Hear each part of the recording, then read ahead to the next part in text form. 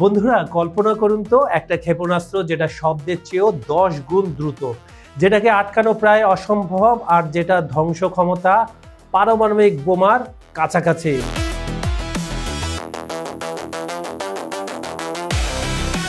শুনতে science fiction মুভির মতো লাগছে, তাই না? কিন্তু এটাই রাশিয়ার দাবি তাদের নতুন ওরসেনিক ক্ষেপণাস্ত্র নিয়ে।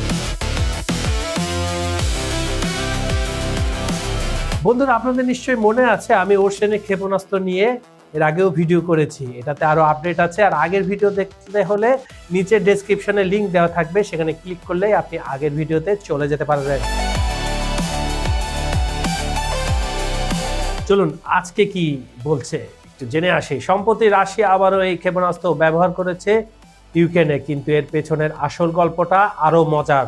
খবর সংযোগের বিহাইন্ড দ্য সিনের আজকের ভিডিওতে আমরা জানবো এই সুপার ওয়েপেন আসলে কতটা সুপার, আর এর পেছনে লুকিয়ে থাকা রাজনীতিটাই বা কি। তো চলুন শুরু করা যাক। ওরসেনিক ক্ষেপণাস্ত্র রাশিয়ার সুপার ওয়েপেন নাকি শুধু ভয় দেখানোর কৌশল? হঠাৎ কি হলো যা এই ক্ষেপণাস্ত্রকে আবার সামনে নিয়ে আসলো? সম্প্রতি রাশিয়া ইউক্রেনে একটি বড় ধরনের হামলা চালায়, মানে 2-1 দিন আগেই। কিন্তু এবারের হামলায় বিশেষ কিছু ছিল। তারা তাদের হাইপারসনিক ওরসেনিক ক্ষেপণাস্ত্র ব্যবহার করেছে। টার্গেট ইউক্রেনের পশ্চিমাঞ্চলীয় লাভিভ এলাকা। এটা মজার ব্যাপার, কারণ এই জায়গাটাই ইউরোপীয় ইউনিয়নের সীমান্তের একদম কাছে, মানে ইউরোপের সীমান্তের কাছে যে লাভিভ এলাকা, সেখানে কিন্তু ওরসেনিক দিয়ে হামলা করেছে। দেখুন এখানে পোল্যান্ড আর এই যে লাভিভের কথা বলছি, দূরত্ব মাত্র জানেন কতটুকু? কয়েক কিলোমিটার মাত্র। ইউক্রেনের পররাষ্ট্রমন্ত্রী বলেছেন এটা ইউরোপের নিরাপত্তার জন্য গভীর হুমকি। ওরে বাপরে বাপ, এটা বলেই যায় খালি। আর সত্যি বলতে তিনি একদম ভুল বলেননি। কিন্তু রাশিয়া কেন এই হামলা চালালো, তাদের অফিসিয়াল কারণটা শুনলে আপনি হাসলেও হাসতে পারেন বা সিরিয়াসলিও নিতে পারেন। রাশিয়া বলছে গত মাসে পুতিনের বাসভবনে ইউক্রেন ড্রোন হামলা চালিয়েছিল, তো এটা তার রিভেঞ্জ। কিন্তু মজার ব্যাপার কি জানেন, ইউক্রেন আর ইউরোপ দুইজনেই এই অভিযোগ সম্পূর্ণ অস্বীকার করেছে। তারা বলেছে এটা একদম ভুয়া ক্লেম।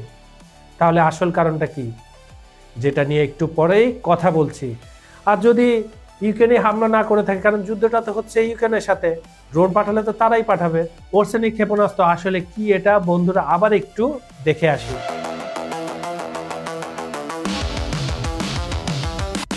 তো এই ওরসেনিক জিনিসটা আসলে কি? প্রথমত নামটা খুবই কাব্যিক, একটা রোমান্টিক ভাব আছে। ওরসেনিক মানে রাশিয়ান ভাষায় হ্যাজেলনাট গাছ। অস্ত্রের নাম গাছের নামে রাখা, বেশ আইরনিক, তাই না? এটা একটা medium range ballistic missile. Russia যে দাবি করে সেটা যদি আপনি খতিয়ে দেখেন, গতি শব্দের গতির চেয়ে 10 গুণ বেশি, মানে ম্যাক 10+। আর রেঞ্জ প্রায় 5,500 কিলোমিটার। বিশেষত্ব একে আটকানো প্রায় অসম্ভব। এখন শুনতে তো দারুণ লাগছে, তাই না? কিন্তু এখানেই আসল টুইস্ট। 2024 সালে নভেম্বরে যখন প্রথম এটা ব্যবহার করা হয়, তখন ইউক্রেনিয়ান এক্সপার্টরা পরীক্ষা করে দেখলেন ক্ষেপণাস্ত্রে কোনো বিস্ফোরকই ছিল না। হ্যাঁ বন্ধুরা, আপনি ঠিকই শুনেছেন, দামি ওয়ারহেড ব্যবহার করা হয়েছে, মানে খালি কলস, যেমন খালি বন্দুক দিয়ে কাউকে ভয় দেখানো। আর এবারের হামলাতেও প্রাথমিক রিপোর্ট বলছে একই ব্যাপার। কিন্তু না, এখানে আরেকটা টুইস্ট। এখানে নিষ্ক্রিয় ওয়ারহেড থাকলেও এর প্রচন্ড বিস্ফোরণে আপনার যে এনার্জি সেক্টর ছিল লাভিভ অঞ্চলে, কারণ শীত আসছে, এই লাভিভ অঞ্চলে এনার্জি সেক্টর মাটির সাথে ধুয়ে মুছে গেছে। ভ্লাদিমির পুতিন কি কৌশলে খেলছেন আন্দাজ করতে পারছেন? চলুন শুনে আসি।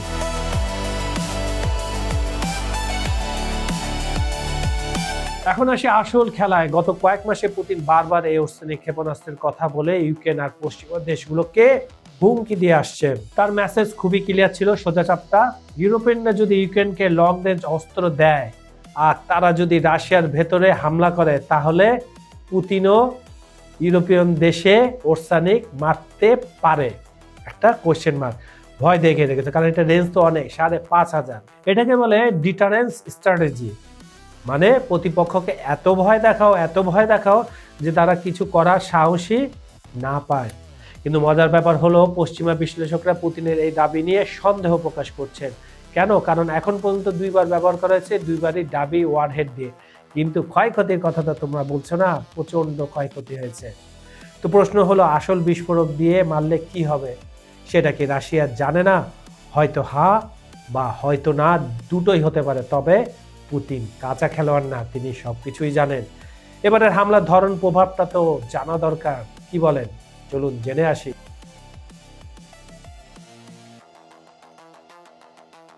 এদিকে সবশেষ যে রাতে লাভিভ নয় কিয়েভেও হামলা হয়েছে। রাজধানী কিয়েভের বিভিন্ন এলাকায় রাশিয়ান ক্ষেপণাস্ত্র আঘাত হানে, ক্ষয়ক্ষতি কমপক্ষে কয়েকজন নিহত হয়েছে, কয়েকজন আহত হয়েছে। রেস্কিউ ওয়ার্কাররা আহতদের নিয়ে গেছে এবং কিয়েভ অর্ধেকের বেশি অ্যাপার্টমেন্ট হিটিং সিস্টেম বন্ধ হয়ে গেছে, কারণ তারা তো বেছে বেছে এনার্জি সেক্টরে মারছে। মনে রাখবেন এখন সেখানে শীতকাল, আর জানুয়ারি মাসে হিটিং ছাড়া থাকা মানে মানুষের জীবন বিপন্ন। এটাই চাচ্ছে পুতিন, যাতে ইউক্রেনের জনগণ প্রচন্ড চাপ সৃষ্টি করে কার উপরে? জেলেনস্কির উপরে, যেন এই যুদ্ধটা সে নিজ থেকে থামায়। আর লাভিভে একটা গুরুত্বপূর্ণ ইনফ্রাস্ট্রাকচার ক্ষতিগ্রস্ত হয়েছে। সোশ্যাল মিডিয়ায় বলা হচ্ছে এটা একটা বিশাল আন্ডারগ্রাউন্ড গ্যাস স্টোরেজ হতে পারে। তো ওর শ্রেণী ক্ষেপণাস্ত্র বিস্ফোরক না থাকলেও বাকি হামলাগুলো কিন্তু একদম রিয়েল, আর সাধারণ মানুষই এর খেসারত দিচ্ছে। আর ওইটা বলে উড়িয়ে দেওয়া যাবে না যে ওর শ্রেণী দিয়ে ক্ষয়ক্ষতি হয়নি। পশ্চিমা মিডিয়া তো এটা হাইড করছে। এই হামলার পর ইউরোপ জেঠুদের অবস্থা এখন কেমন? এখন আসি সবচেয়ে গুরুত্বপূর্ণ পয়েন্টে। ইউক্রেনের পররাষ্ট্রমন্ত্রী যে বলেছেন এটা ইউরোপের নিরাপত্তার জন্য হুমকি, সেটা কেন? কারণগুলো দেখুন। নাম্বার 1, লভিভ ইউই সীমান্তের একদম কাছে। নাম্বার 2, যদি রাশিয়া এখানে হাইপারসনিক মিসাইল মারতে পারে তাহলে পোল্যান্ড, রোমানিয়া, হাঙ্গেরিতেও মারতে পারে। হাঙ্গেরিতে মারবে না, রোমানিয়াতেও মারবে না, এটা বলে রাখলাম। নাম্বার 3, আর এই দেশগুলো সব ন্যাটো মেম্বার। এখন মনে করুন ভুল করে বা ইচ্ছাকৃতভাবে যদি একটা মিসাইল পোল্যান্ডে পড়ে তাহলে কি হবে? ন্যাটোর আর্টিকেল 5 অ্যাক্টিভ হবে, মানে একজনের উপর হামলা মানে সবার উপর হামলা। কিন্তু ন্যাটোর ঘাড়ে কয়টা মাথা যে তারা আর্টিকেল 5 অ্যাক্টিভ করবে? কার বিরুদ্ধে? রাশিয়ার বিরুদ্ধে 100 বার ভাববে তারা। আর তখন তৃতীয় বিশ্বের সম্ভাবনা, হ্যাঁ আমি জানি এটা খুব ভয়ঙ্কর শোনাচ্ছে, এটা না হওয়ার সম্ভাবনা বেশি, কারণ দেশটা যে রাশিয়া। আলোচনার কি অবস্থা জানা তো জরুরি, কারণ আলোচনা করতে হবে। এখন সবচেয়ে ইন্টারেস্টিং পার্টে আসি। এই হামলাটা হয়েছে ঠিক সেই সময় যখন ইউরোপিয়ান দেশগুলো শান্তি আলোচনায় বেশ অগ্রগতি করেছে। গত সপ্তাহের শেষে ব্রিটেন আর ফ্রান্স ঘোষণা করলো ভবিষ্যতে যদি শান্তি চুক্তি হয় তারা ইউক্রেনে সেনা পাঠাতে রাজি। আর রাশিয়ার সাথে সাথে এই প্রস্তাব রিজেক্ট করে দিল, বলল এটা সরাসরি হুমকি। আর এরপর ওর সৈনিক হামলা, সবকিছু এক সুতোয় বাঁধা। এটা কাকতালীয়? আমার মনে হয় না। রাশিয়া খুব স্পষ্টভাবে একটা মেসেজ দিচ্ছে, ইউরোপিয়ানরা যদি ইউক্রেনে সেনা পাঠায় তাহলে দেখে নেওয়া হবে। কিন্তু এখানে প্যারাডক্সটা হলো রাশিয়া নিজেই কিন্তু চায় না যুদ্ধটা আরো বড় হোক। কেন? কারণ তারা ইতিমধ্যে 3 বছর শেষে 4 বছর ধরে যুদ্ধ করছে, অর্থনৈতিক চাপে আছে। অর্থনীতি স্বাভাবিক চাপে থাকবে, যে কোনো দেশের জন্য এটা স্বাভাবিক। আর ন্যাটোর সাথে সরাসরি যুদ্ধ মানে তাদের বড় ক্যাজুয়ালিটি হতে পারে। তাহলে সমাধানটা কি হবে? তো বন্ধুরা, পুরো ঘটনাটা যদি সামারাইজ করি, আমার মতে নাম্বার 1, ওশেনিক সুপার ওয়েপেন নাকি ব্লাফ? আমার মতে এটা 50-50। হ্যাঁ, টেকনোলজি আছে, হাইপারসনিক স্পিড আছে, কিন্তু এখনো পর্যন্ত কোনো আসল বিস্ফোরক দিয়ে টেস্ট করা হয়নি প্রকাশ্যে। তো এটা একটা সাইকোলজিক্যাল ওয়েপেন হিসাবে বেশি কাজ করছে। নাম্বার 2, পুতিনের আসল উদ্দেশ্য কি? নেগোসিয়েশন, পাওয়ার বাড়ানো, শান্তি আলোচনার টেবিলে বসার আগে নিজের পজিশন আরো শক্তিশালী করা। এমনিতেই তাদের স্থল বাহিনী একের পর এক গ্রাম, এলাকা, শহর দখল করছে ইউক্রেনে। ইউক্রেনের মানচিত্র ছোট হয়ে আসছে। আর পুতিন বলতে পারে দেখো তার কাছে এই অস্ত্র আছে, তাই তাদের শর্ত মানতে হবে। এই মেসেজটা একেবারে ক্লিয়ার করে দেওয়া। আর নাম্বার 3, ইউরোপের করণীয় কি? খুবই কঠিন সিচুয়েশন। একদিকে ইউক্রেনকে সাপোর্ট করতে হবে, অন্যদিকে রাশিয়ার সাথে সরাসরি সংঘর্ষ এড়াতে হবে। ব্যালেন্সিং অ্যাক্ট তাদেরকে চালাতে হবে। আর সবচেয়ে দুঃখজনক ব্যাপার, এই পাওয়ার গেমের মধ্যে সাধারণ মানুষই কষ্ট পাচ্ছে সবচেয়ে বেশি। তো বন্ধুরা, ওরসেনিক ক্ষেপণাস্ত্র নিয়ে আজকের আপডেট এই পর্যন্তই। এই ঘটনা থেকে আমরা কি শিখলাম? নাম্বার 1, আধুনিক যুদ্ধে অস্ত্র যতটা ফিজিক্যালি ব্যবহার হয় তার চেয়ে বেশি ব্যবহার হয় সাইকোলজিক্যালি, ভয় দেখানোর জন্য। নাম্বার 2, ইউক্রেন যুদ্ধ শুধু ইউক্রেন রাশিয়ার মধ্যে সীমাবদ্ধ নয়, পুরো ইউরোপের নিরাপত্তা এখন ঝুঁকির মধ্যে পড়েছে। নাম্বার 3, শান্তি আলোচনা চলছে, কিন্তু পথটা অনেক কঠিন, কারণ দুই পক্ষই নিজেদের শক্তি জাহির করতে ব্যস্ত।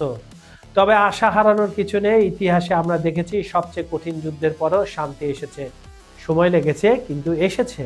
বন্ধুরা, আপনাদের কি মনে হয় ওশেনিক কি আসলে সুপার ওয়েপেন নাকি শুধুই একটা ভয় দেখানোর অস্ত্র? নিচে কমেন্টে জানান। যদি ভিডিওটা ভালো লেগে থাকে তাহলে লাইক করুন, শেয়ার করুন আর চ্যানেলটি সাবস্ক্রাইব করে বেল আইকনে ক্লিক করে রাখুন যাতে নতুন ভিডিও মিস না হয়।